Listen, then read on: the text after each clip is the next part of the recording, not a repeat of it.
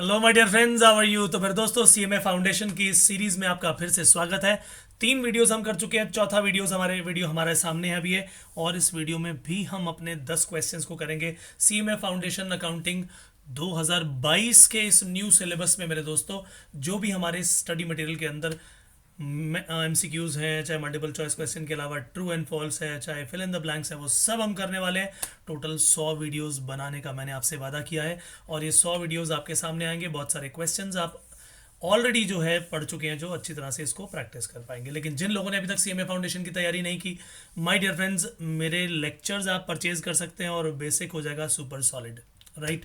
तो जो भी लेक्चर्स आप परचेज करना चाहें सीएमए फाउंडेशन के, चाहे वो अकाउंट्स के हों, चाहे वो लॉ के हों, चाहे इकोनॉमिक्स और मैनेजमेंट के हों, यू कैन कॉन्टैक्ट मी। और कॉन्टैक्ट डिटेल्स आपको इसी वीडियो के डिस्क्रिप्शन बॉक्स में मिल जाएंगी, राइट। तो चलिए आज का काम हम करते हैं स्टार्ट। अब मल्टीपल चॉइस क्वेश्चन के अगले काम पर हम चलते हैं। सबसे पहले क्या लिखा है? Withdrawal of cash from business by the proprietor, it should be credited to. ये पैसा कहाँ क्रेडिट होगा? जब भी विड्रॉल करते हैं तो जर्नल एंट्री क्या होती है? कैश विड्रॉल की एंट्री। तो drawings account debit to cash account, यानी क्रेडिट किसे किया? कैश को। तो इसका मतलब क्रेडिट कैश को करेंगे। तो आंसर क्या बन गया? आंसर बन गया सी। आंसर बन गया मेरे दोस्तों सी। और इसी तरह से अगर वो गुड्स को निकाल ले तो क्या जर्नल एंट्री मैंने बताई थी? Drawings account debit to purchase account, right. तो ये बातें अच्छी तरह से मैंने आपको करवाई थी। बहुत सारी मैंने जर्नल एंट्रीज कराई। मैंने आपको यूनिक 200 एंट्रीज कराई थी, यूनिक यानी बिल्कुल अलग, एक दूसरे से अलग, बिल्कुल क्वेश्चन हर चीज़ का अलग होगा। तो वो डिटेल आप अच्छी तरह से जिसने कर ली उसके लिए तो जर्नल एंट्रीज बच्चों का खेल हो गया। चलिए, रेंट अकाउंट क्या है? रेंट अकाउंट एक नॉमिनल नेचर का अकाउंट है। तो भैया ये रहा answer C. Accounts of all expenses and losses and incomes and gains are known as nominal account. Real account क्या होता है? Accounts of all assets are known as real account. Personal account, accounts of all persons, चाहे वो natural हो, चाहे वो artificial हो, चाहे रिप्रेजेंटेटिव हो, वो सब पर्सनल अकाउंट, राइट। लेकिन मेरे दोस्तों, मैंने आपको बताया था कि जब हम जर्नल एंट्रीज करेंगे तो हम ट्रेडिशनल अप्रोच को फॉलो नहीं करते, हम मॉडर्न अप्रोच को फॉलो करते हैं, जो कि क्विक है उससे, राइट। चलिए अब चलते हैं आगे। लेजर कंटेन्स, लेजर में क्या होता है भैया? बहुत सारे अकाउंट्स होते हैं जी, वेरियस अकाउंट्स होते हैं। तो कहीं दिया हुआ अकाउंट्स, ये रहा आंसर, इसका भी सी हो गया, ठीक है जी। चलिए नेक्स्ट पार्ट पर चलते हैं। The process of transfer of entries from day book to ledger. तो अब चाहे आप जर्नल बनाएं या सब्सिडरी बुक्स बनाएं, जर्नल की जगह सब्सिडरी बुक्स बनाई जाती हैं। लेकिन चाहे आप जर्नल से आगे चलो या सब्सिडरी बुक से आगे चलो, अगला स्टेप जो होता है वो लेजर पोस्टिंग का होता है, जिसमें लेजर में हम सारी सारी एंट्रीज को ट्रांसफर करते हैं। तो चाहे क्वेश्चन आ जाए आपके सामने जर्नल से आगे क्या करते हैं, वो भी लेजर पोस्टिंग है। चाहे आपके सामने आ जाए जो डे बुक है या सब्सिडरी बुक्स हैं, वहां से जब हम लेजर में जाते हैं तो उसे क्या बोलते हैं? That is also called ledger posting. तो भैया लेजर पोस्टिंग का ये आंसर दिया हुआ है, यस, ये आंसर दिया हुआ है डी। तो ये आ गया मेरे दोस्त, आंसर आ गया डी, लेजर पोस्टिंग हो गया इसका आंसर। नेक्स्ट क्वेश्चन आ गया जी, the rent paid to landlord. Rent paid है, ड्यू नहीं है। रेंट पेड है, इसका मतलब पेमेंट हो गई। तो rent account debit to cash account, यानी कैश अकाउंट को क्रेडिट किया गया, उसमें क्रेडिट पूछा गया तो आप वो लिखिए। कई बार डेबिट पूछ लेगा तो डेबिट के हिसाब से लिखेगा। दैट मीन्स क्रेडिट किसे करेंगे? कैश अकाउंट को। तो again the answer is C, ठीक है जी। फिर लिखा है which financial statement represents the accounting equation। कौन सी ऐसी फाइनेंशियल स्टेटमेंट है जो कि अकाउंटिंग इक्वेशन को बताती है? भाई अकाउंटिंग इक्वेशन क्या होती है? Asset equal to liability plus capital, यानी बैलेंस शीट में जब आप देखोगे तो एक तरफ सारी आपको लायबिलिटीज नजर आती हैं प्लस कैपिटल नजर आती है और दूसरी तरफ एसेट नजर आते हैं। तो बैलेंस शीट ही इसका आंसर होना चाहिए, राइट। तो ये लीजिए, इसका आंसर हो गया मेरे दोस्तों सी।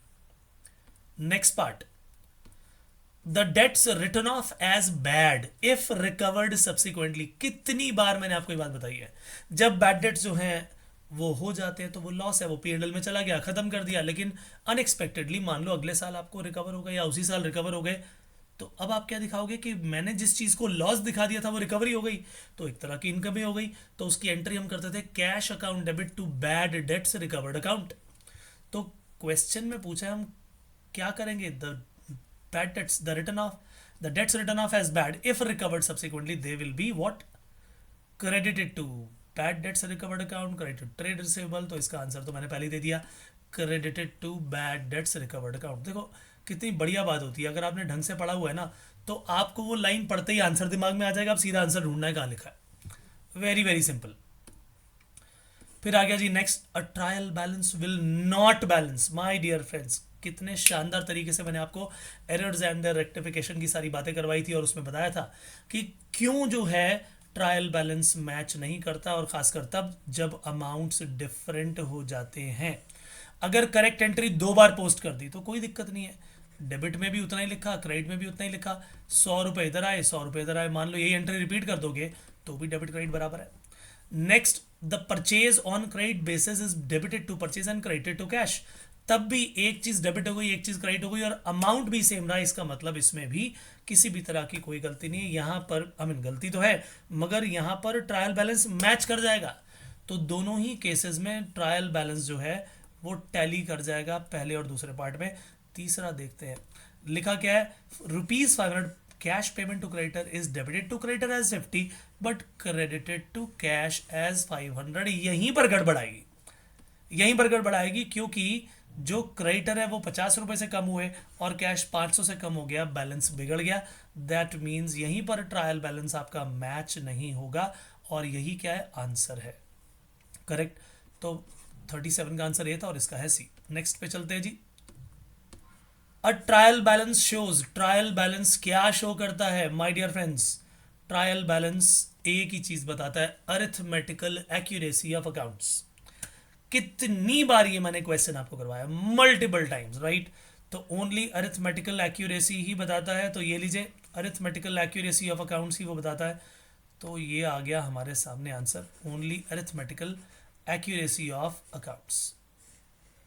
ठीक है जी, चलिए अगला काम करते हैं। लिखा है the process of recording business transactions in the book of original entry. ये लो जी, ओरिजिनल एंट्री की बुक तो एक ही होती है, जर्नल, और उसमें जब हम काम करते हैं वो रिकॉर्डिंग का करते हैं, उसे हम क्या बोलते हैं, रिकॉर्डिंग ऑफ ट्रांजैक्शंस, जो कि फाइनेंशियल नेचर की होंगी, वो जर्नल में काम होता है। तो आंसर आपके सामने, आंसर इज ए। ये सब बातें मैंने आपको बताई थी। लेजर में क्या होती है, पोस्टिंग होती है, राइट, क्लासिफिकेशन बोलते हैं उसे। तो जर्नल में रिकॉर्डिंग, लेजर में क्लासिफिकेशन, और ट्रायल बैलेंस में समराइजेशन। ट्रायल बैलेंस के आगे भी जो फाइनेंशियल स्टेटमेंट्स बनती हैं उसे भी समराइजेशन का ही पार्ट कहा जाता है और उसके बाद फिर उनका एनालिसिस होता है, right. So my dear friends, ये सारा का सारा काम, आज का भी काम खत्म होता है। 4 सेशंस हमारे हो चुके हैं, 4 पार्ट्स हमारे पूरे हो चुके हैं। सीएमए फाउंडेशन के नए स्टडी मटेरियल 2022 के सिलेबस में जितने भी आपके क्वेश्चंस हैं वो मैं सब करवा रहा हूं। अगले सेशन में होगी मुलाकात, यही काम जारी रहने वाला है। तब तक के लिए दीजिए इजाजत, bye bye, take care and God bless, thank you so much.